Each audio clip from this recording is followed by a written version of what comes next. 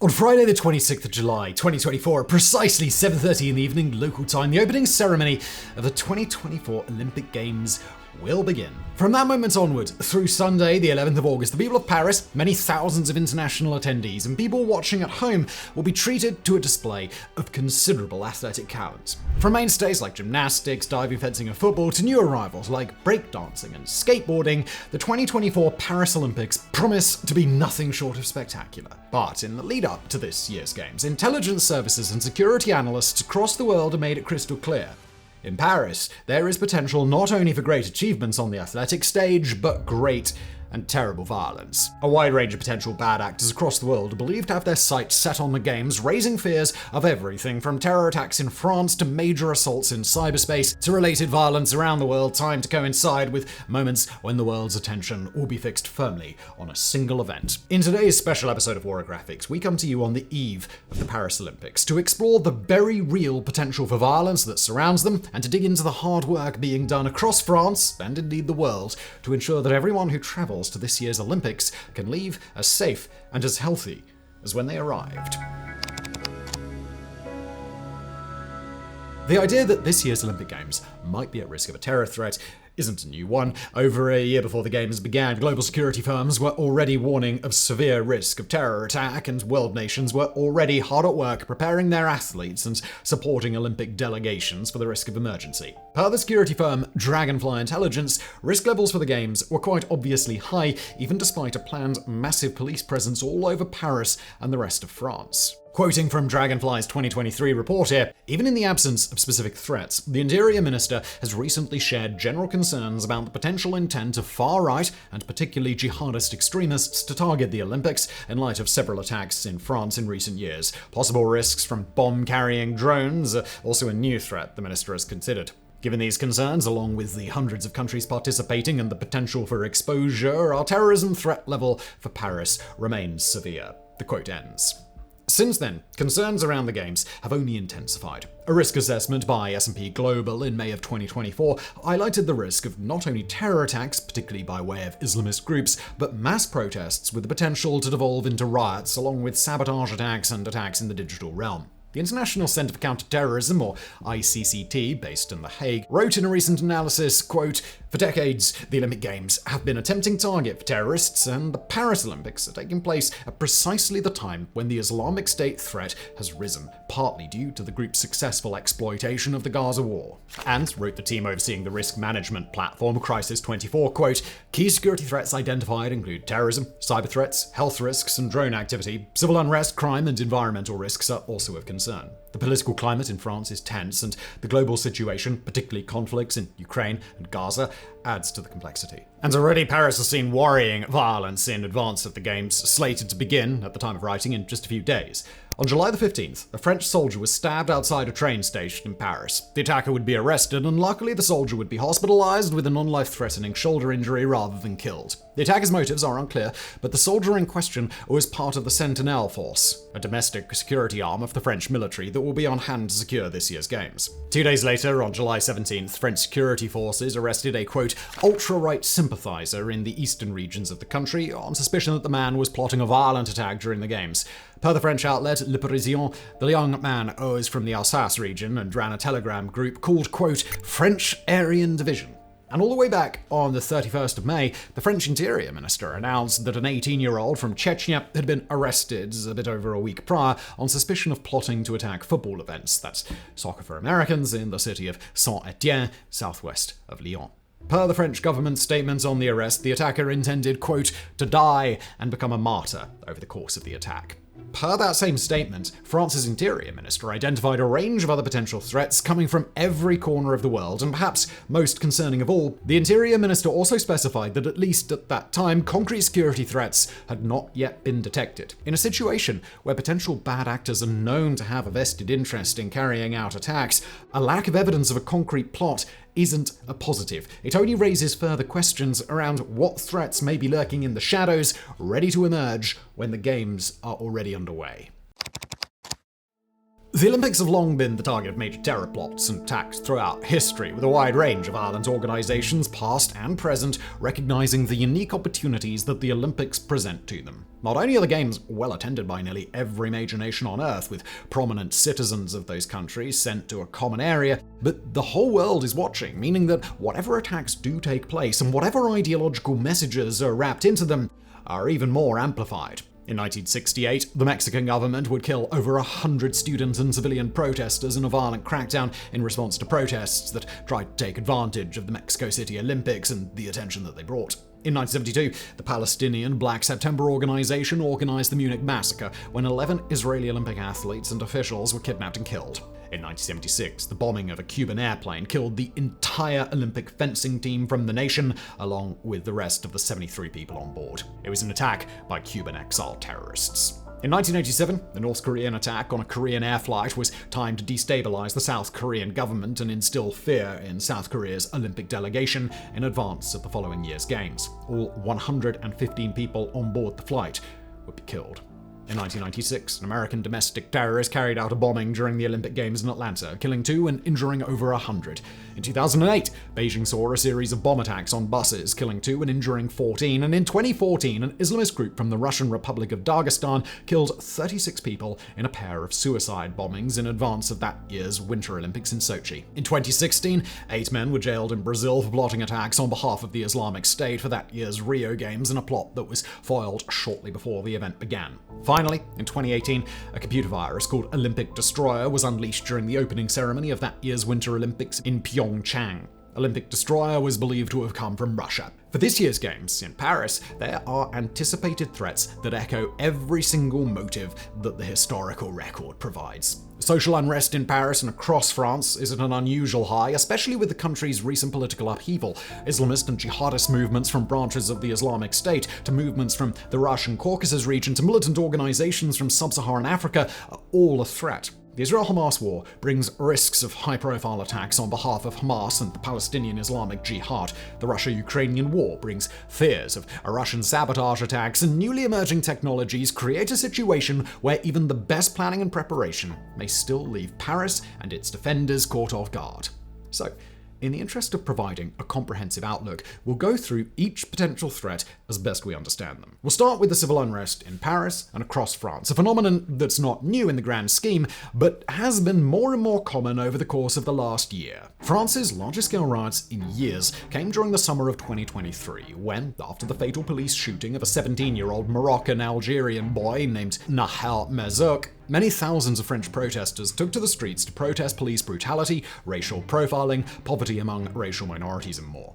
That protest movement descended in some places into riots, looting, and arson, with one town hall in a Parisian suburb firebombed, thousands of cars torched, thousands arrested, over 1,000 buildings damaged, and €500 million in collective damages. This May, mass protests broke out again, with some 18,000 protesters, according to French police estimates, engaging in bitter and sometimes violent protest action in protest of many of those same issues. Since then, France has undergone a series of snap elections where bitter polarization in the country has left all sides ultimately unsatisfied and even more frustrated. While peaceful protest movements stand to gain by taking advantage of the spotlight that the Olympics brings, high tensions and high nerves on all sides can quickly lead to violence that spirals way out of control. The risk of more intentional violence by political extremists can't be ignored either, as evidenced by the arrest of the purportedly ultra-right potential attacker on July the 17th. The threat of violence from jihadist groups can't be overstated either. For just one example, the Islamic State Khorasan Province group has recently called for mass terror attacks in Europe shortly after its own members attacked a concert hall outside of Moscow and killed 145 people. The threat of mass attacks by jihadists are especially salient in Paris after the Paris attacks of November 2015, which saw 130 people killed. Also on the list of threats are Chechen militants, like the apparently lone terrorist arrested in the Alsace region this year. The rate of attacks by jihadists across Europe has picked up significantly since the start of the Israel-Hamas war in October 2023. And for militants looking to make a statement about that war, Paris is a prime target. Israel will send 88 athletes to compete in Paris this year, along with a non-athletic delegation to join them, and Israel's main backer on the international stage, the United States, will send 592 of their own athletes as well.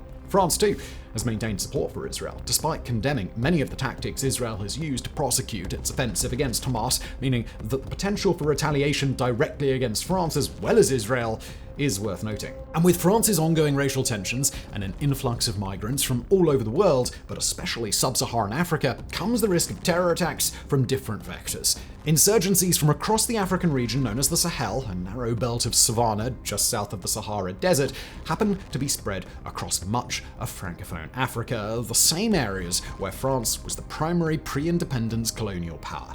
French-speaking nations, both in and out of the Sahel, from Algeria to Chad to Mali and Niger to the Congo and more, all struggle with their own violent insurgencies to varying degrees. Any one of those insurgencies may choose to make itself known in France during the Games, especially after several nations in the region have pushed more and more forcefully against French involvement in their affairs.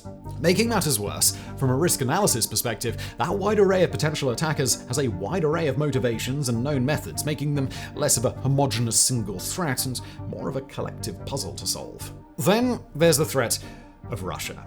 Vladimir Putin's Russia has a history of starting trouble during the Games, and it's done so more than once. In 2008, Russia invaded Georgia during the Beijing Summer Olympics. In 2014, Russia invaded Crimea as it hosted its own Winter Olympics in Sochi. And in 2022, Russia launched its full-scale invasion of Ukraine just 4 days after the close of the Beijing Winter Olympics. But with Russia fully bogged down in Ukraine and lacking the military means or apparent build-up to try to start trouble elsewhere at a large scale, the risk Russia poses may take another form: sabotage. Over the last few months, Russia is suspected of having launched a widespread sabotage and hybrid warfare campaign against the European nations of NATO. This has included arson attacks against weapons factories supplying materials to Ukraine, assassination plots, cyber attacks, and disinformation and election meddling campaigns, and more.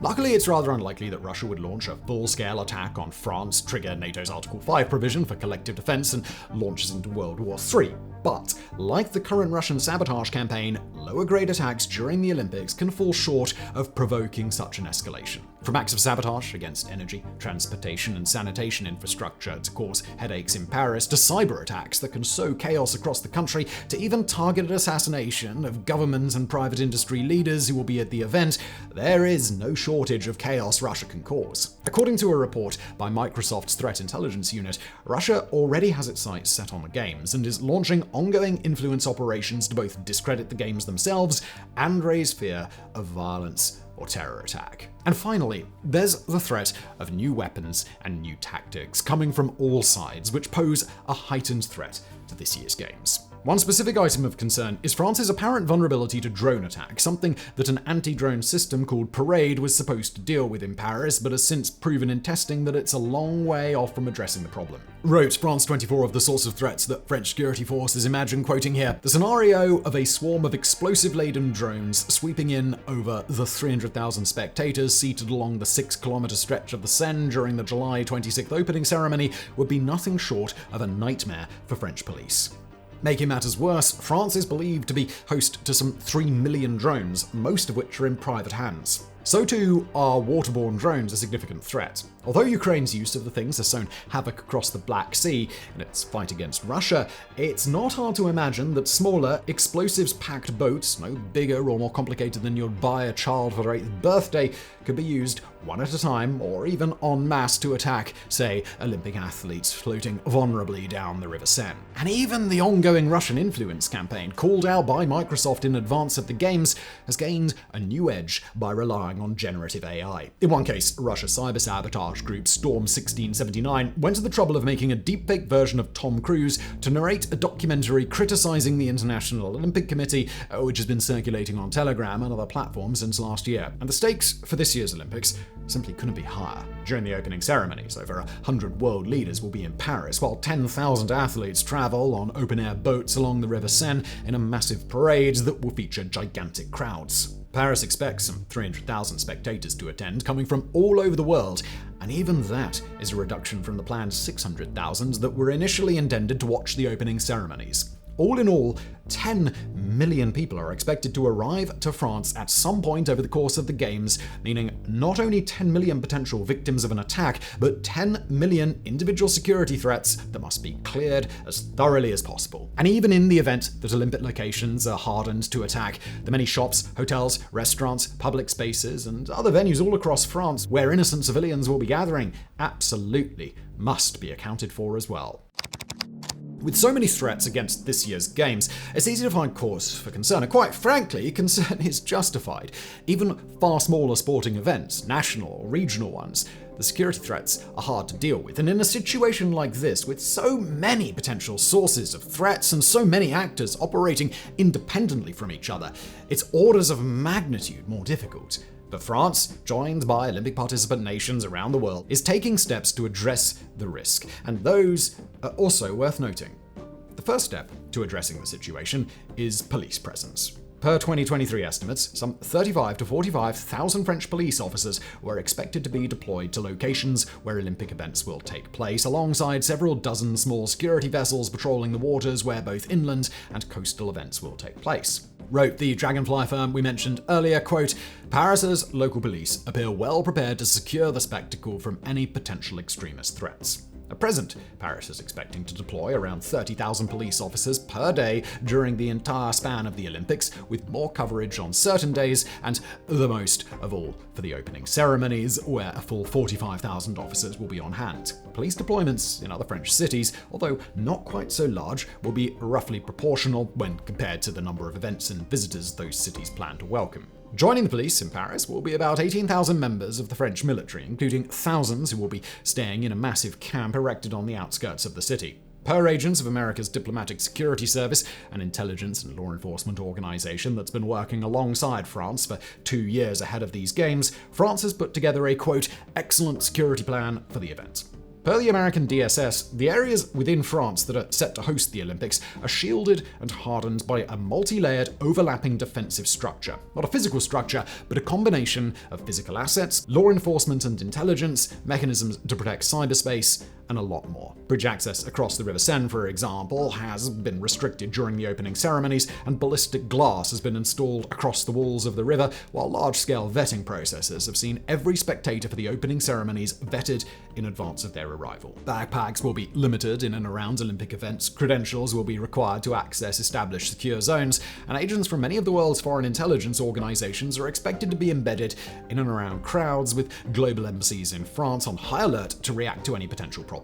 Then there's the technology element. France's anti-drone system isn't quite as robust yet as the French would probably like, but by all accounts, it continues to undergo modification in advance of the Games, and it should be active while the Games are going on. France and its international partners have prepared for potential cyber attacks, running training scenarios to counter potential attack against the host nation, other participating nations, and corporate sponsors. France's cyberspace defense around the Games is believed to involve mass coordination across nations, including special intelligence sharing arrangements, and the cybersecurity headquarters for the Paris Games will be operating from an unknown, secret location with authority and equipment to oversee the Games in full. One known part of the Games' cybersecurity defense has been the extensive use of so-called white hat hackers, ethical hackers for hire who have worked extensively to expose and record every vulnerability they can find in order to inform France so that they can be corrected. And just like Russia has used AI in its efforts to sow fears around the Games, so too has France leveraged AI to perform sophisticated triage efforts for incoming threats and examine cyber systems well in advance of the Games to make sure that they're sufficiently hardened. Despite the risks, the 2024 Paris Games are going to be among the best defended Olympic Games in history, if not the best defended ever. If you're attending the Games this year, or you're a resident of Paris or other places in France and Tahiti where the Games will be held, then please be aware of your surroundings. Please do be safe, but also enjoy the event. Undeniably, this year's Games will come with risk, as have every Olympic Games of the past half century or more. And as many sources in France and elsewhere have expressed, it's unlikely to the point of being ridiculous to imagine that there will be no bad actors, zero attempts to incite or carry out violence, and zero attempts to engage in sabotage or attacks in cyberspace. All we can hope for in both these Olympic Games and any other events for the public to enjoy is that when a bad actor comes to do the games harm, they'll find a robust and formidable defense waiting in their path.